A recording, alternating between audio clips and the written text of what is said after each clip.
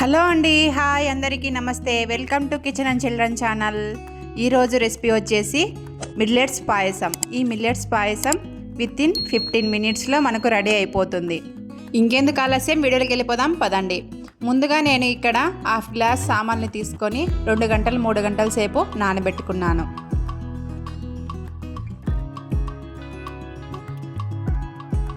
వాటితో పాటు half glass కంటే కొంచెం తక్కువ సగ్గుబియ్యాన్ని కూడా ఒక గంట పాటు నానబెట్టుకున్నాను. ఇలా రెండింటిని ముందుగా నానబెట్టుకుంటే మనకు 15 మినిట్స్లో మిల్లెట్స్ పాయసం రెడీ అయిపోతుంది.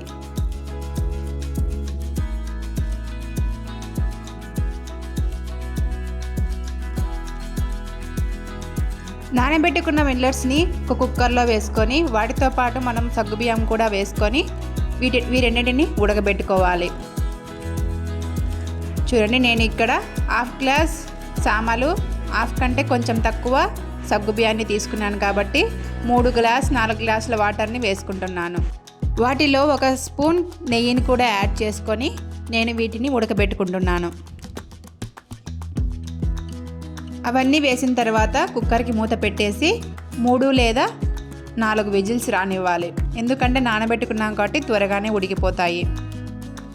అవి ఉడికే లోపల మనం ఇక్కడ బెల్లం సిరప్ని రెడీ చేసుకుందాం. నేను ఈ మిల్లెట్స్ పాయసాన్ని బెల్లంతో చేస్తున్నాను. హాఫ్ గ్లాస్ సామాన్లు తీసుకున్నాను కాబట్టి 1 గ్లాసు బెల్లం పొడిని తీసుకొని ఒక గిన్నెలో వేసి వాటితో పాటు 1 గ్లాస్ వాటర్ వేసి ఈ బెల్లం సిరప్ని రెడీ చేసుకోవాలి. చూడండి, బెల్లం అంతా కూడా మనకు కరుగుతూ ఉంది. ఒక 5 నిమిషాలకి మనకు ఈ బెల్లం పొడి అంతా కూడా కరిగిపోయి ఉంటుంది. ఇంకా మనం పాకం పట్టాల్సిన అవసరం లేదు, బెల్లం కరిగితే చాలు. ఇప్పుడు మనం స్టవ్ ఆఫ్ చేసుకోవాలి. ఈ బెల్లం సిరప్ ఉడికే లోపల మనకి ఇక్కడ విజిల్ వచ్చేసి ఉంది. 3 విజిల్స్ అయితే సరిపోతుంది కరెక్ట్గా. 3 విజిల్స్ తర్వాత కుక్కర్ ఓపెన్ చేసి చూస్తే చూడండి, సామలు మిల్లెట్స్ అన్నీ కూడా బాగా ఉడికిపోయి ఉన్నాయి.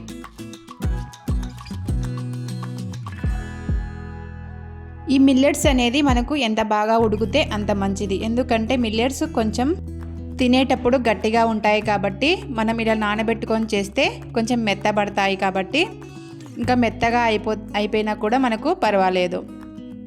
ఉడికిన సామాన్ని వేరొక గిన్నెలోకి తీసుకొని మనం అందులో 1 గ్లాస్ పాలను వేసుకొని బాగా కలుపుకోవాలి. మీ కన్సిస్టెన్సీకి తగినట్టుగా పాలను వేసుకొని కలుపుకోవాలి.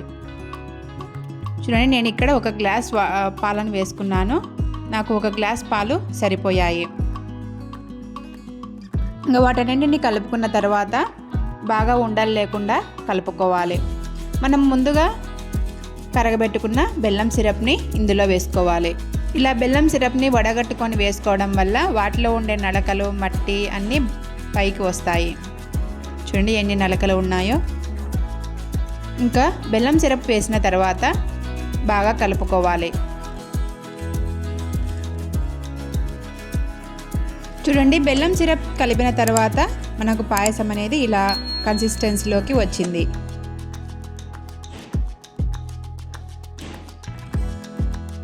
ఇలా 5 మినిట్స్ తర్వాత ఉడుకు పట్టే వరకు మనం వీటిని కలుపుకుంటూ ఉండాలి. మంటని ఎప్పుడూ కూడా లో టు మీడియం ఫ్లేమ్లో పెట్టి మనం ఏ వంటలు చేసినా కూడా చాలా రుచిగా వస్తాయి. చూడండి, మనకు పాయసం అనేది కొంచెం ఉడుకుతూ ఉంది. ఇలా 5 నిమిషాలు ఉడికిన తర్వాత స్టవ్ ఆఫ్ చేసుకోవాలి. మనకు పాయసం రెడీ అయిపోయింది.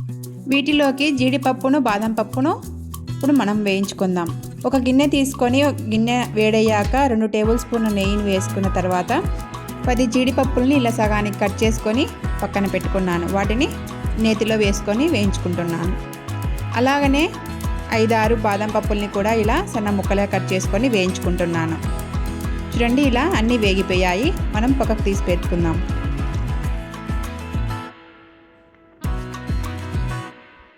పక్కకు తీసుకున్న బాదం పప్పుల గిన్నెలోనే మనం ఇప్పుడు కొద్దిగా కొబ్బరి తురుమును కూడా వేయించుకుందాం. ఇలా కొబ్బరి తురుమును పాయసంలో వేయడం వల్ల చాలా రుచిగా ఉంటుంది. పాయసం తినేటప్పుడు ఆ కొబ్బరి పలుకులు మన పంట కింద పడి చాలా టేస్టీగా ఉంటుంది. చూడండి, ఇలా నేను దోరగా కొబ్బరంతా కూడా వేయించుకున్నాను. వేయించుకున్నటువంటి కొబ్బరిను బాదం పప్పుల్ని ఇందులో వేసుకోవాలి. ఎంతో హెల్దీ అయినా ఎంతో టేస్టీ అయిన సామల పాయసం రెడీ అయిపోయింది.